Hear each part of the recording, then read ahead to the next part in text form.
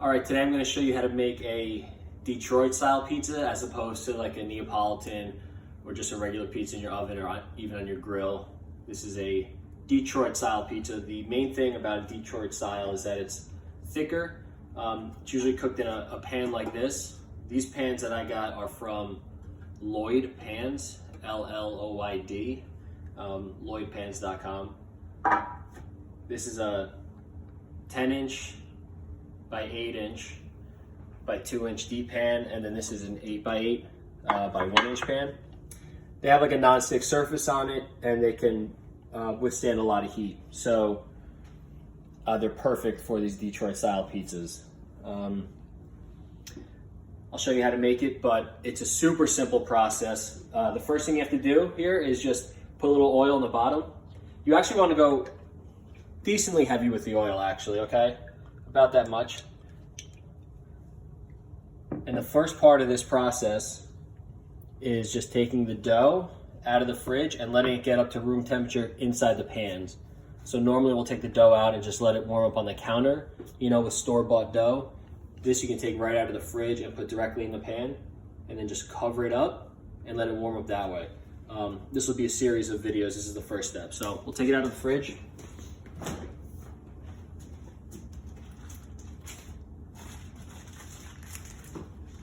Right, I'm still using the same dough as always, kind of just to show you the versatility and really the simplicity of it.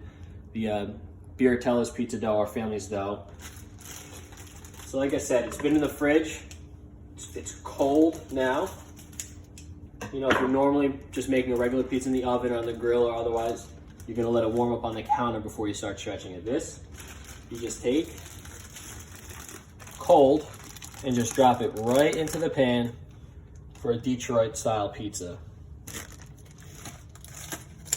What you're doing is letting it warm up in the pan. So as it kind of warms up and expands, it'll fill out to the edges. The important thing with this style pizza is you want the dough to touch all of the edges, okay? So just like that, you're gonna come back and check on it, you know, every hour or so, and you can stretch it out a little and then cover it back up. So just cover with some plastic wrap to protect, you know, the side of the dough that's not down on the oil, to keep that from drying out. Cover the other one.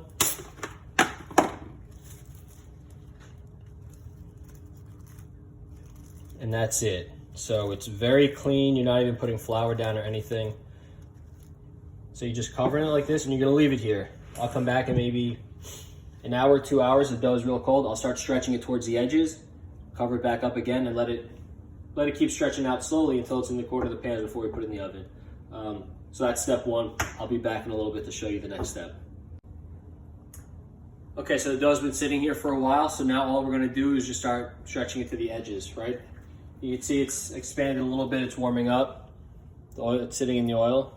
Just use your fingers, start moving it towards the edges, okay? Get some oil on your fingers. It'll help you move it so your fingers don't stick as much.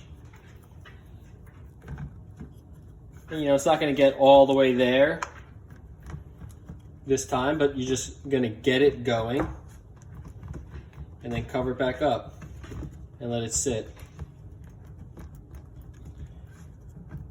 Okay, that's good for now.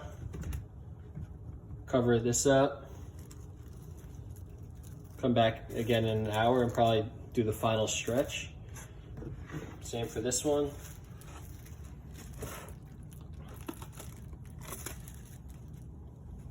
This pan's shallower, so the plastic's just sticking a little, but it'll be good after this. Again, get some of that oil. Work it towards the edges. Something else you can do is take some of that oil, right, that's on the bottom, and just rub the sides with it, just to get that nice edge on the crust when it's cooking. All right, looks good. Cover it up, and then we'll do them both again, probably one more time, and then be ready to cook them. Perfect. All right, so it's been about another hour or so. Again, the time being specific isn't a big deal. You're just really letting it kind of warm up and expand. So I'm just gonna stretch it out again. This should be the last time I stretch it out. Again, just working it towards the edges. You see it's going a little further this time, a little easier. A trick I like to do with both of these is if you're in a little crunch for time or you're really trying to just kind of hurry it along, you got something to do and you want to get them in the oven, is I just take the corners, right, and I pick them up and I kind of pull them over the edge and I let them sit like that. I don't know, there might be Detroit style experts out there that would probably be like, I would never do that, but I don't know, I do it and it works fine.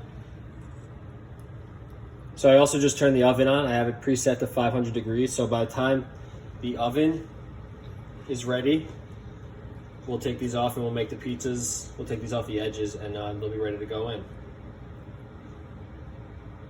So again, these are just mostly oils on the bottom, a little bit on the top, that's fine.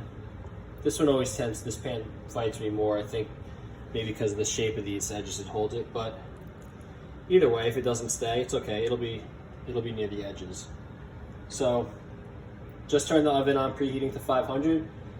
When that buzzer goes off, we'll come in and we'll dress them up. I'll show you how to, like the traditional style, put your sauce and your cheese on and the way that goes. So maybe like another 15 minutes or so, should be good. All right, so the oven just went off, it's at 500. I should have said it before, but you want there to be a rack real close to the bottom because these are going on the bottom rack. The idea is getting that heat coming right up off the bottom of the oven and cooking the bottom of this dough through the pan. That's important. So through about 15 minutes, we're just gonna take the edges off, right? Let it kind of fall back in because it's been stretched out. It'll fall back into the corners easily. Some of these fell off already. Just kind of guide it back in there. Press it back to the corners, push these down, and make it even. The sides are oiled. And doing this kind of gives it dimples. It helps it hold, pockets of sauce from the top, but it also creates dimples from the bottom, from the heat coming up. You'll see in the bottom when it comes out, it'll have nice dimples in it as well. So the good thing with these pizzas is that they're sturdy, so you can really add, if you like heavier toppings, you can put, you can put a lot of cheese on there if you want. You can put meatballs or a lot of sausage, heavy toppings like that. Thick sauces also, sometimes like a Sunday gravy or a Sunday sauce that you might make for pasta with, or even like meat in it or big chunks of tomato and onion, stands up really well on this. Other pizzas might not hold up to all that weight. These absolutely do. So I'm just going to show you a traditional style of making the Detroit style pizza. Probably the most important part of this, other than cooking it in this pan, is cheese to the edges, right? That's traditional of this pizza. So when you put the cheese on,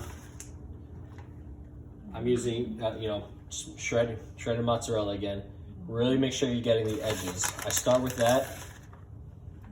Really load it in there.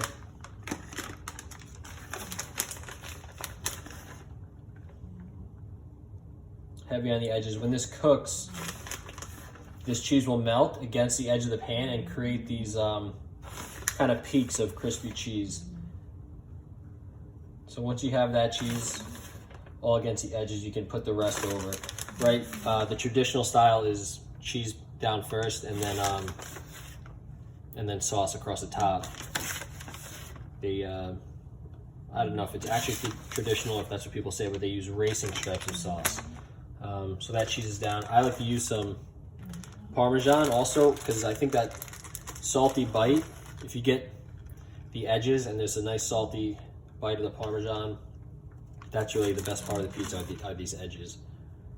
I actually had a even bigger pan, and I found that it just created too many pieces in the middle, which are still great, but I'm all about the edges, so I bought a smaller pan, so every piece was an edge. So sauce, and then you do these racing stripes across it, right? Detroit, Motor City, all the cars, the history there. They call these racing stripes. All right, and this is just boar's head salami. I do suggest using a thicker cut pepperoni or salami. This isn't too thick, so it might even become burnt in a 500-degree oven, but just lay them across. I like things a little more well done, honestly, so if these are burnt, that's fine. Just want to show you.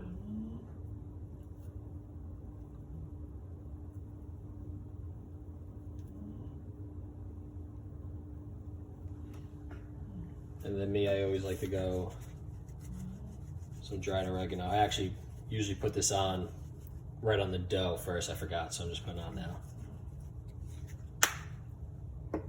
And I'll get this one going. This one I'm gonna actually pre-cook, freeze, and we're sending to some friends up in Connecticut. So I'll just go a little bit of cheese here and sauce, and then once it finishes cooking, I add more sauce, more cheese, and the toppings, so that when they reheat it in their oven, all that will cook. I don't want to completely cook it through now, so.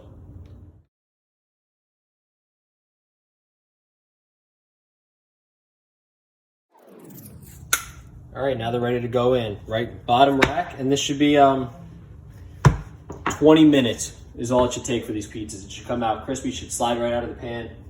I'll pull this one maybe at 12 minutes because that's all I want it to cook. This should be about 20. Excuse Gertrude. Did you get Gertie? Say hi. All right. Nice and low on the bottom.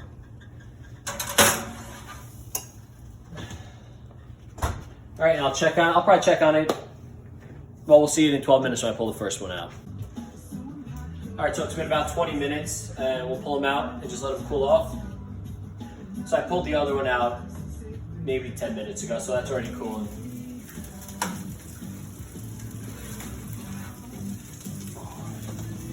See how kind of hot, bubbly that is in the corners, the oil, the cheese. So now it's important, just don't touch this, let this cool. It's super hot. Probably 5 minutes, we'll come back and it should slide right out of the pan. I'll use a little spatula to help out, and we'll take a look. All right, so the pizzas are out, they've been cooling off. This one for a while, this one maybe just about 5 minutes. So just grab a spatula or butter knife or something. Just need to guide it a little. Because of the oil and everything we put down, the non-stick Lloyd pans, it should come out pretty easily. That's it.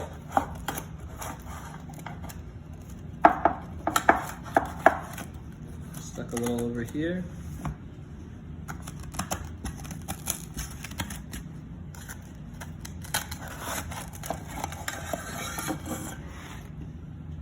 All right, and you see right the edges of the cheese from a lower angle. That part that looks burnt there, that is, as far as I'm concerned, one of the best bites you get in pizza.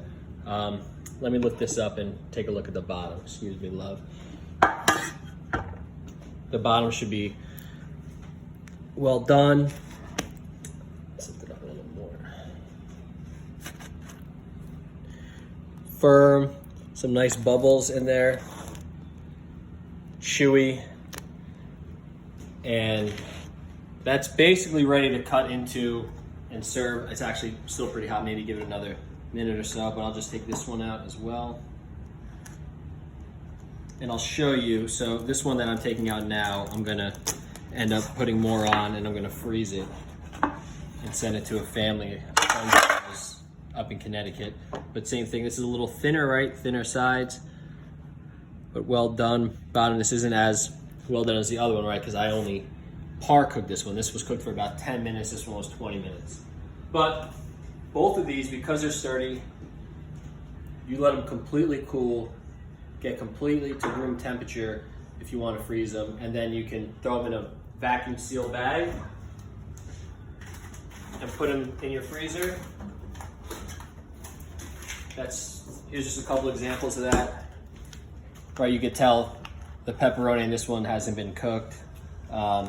Sausage, cheese on here, but you could put these in a shipment, send them to someone you want, express shipping, and then they could cook it themselves, or you could just make a whole bunch of them and keep them in your freezer at home and reheat it whenever you want. So that's Detroit style pizza. I hope you saw how easy it was. You'll have to cook it to see how delicious it is, but that's it. Very simple. High temperature, cheese to the edges, a good pan, and that's it.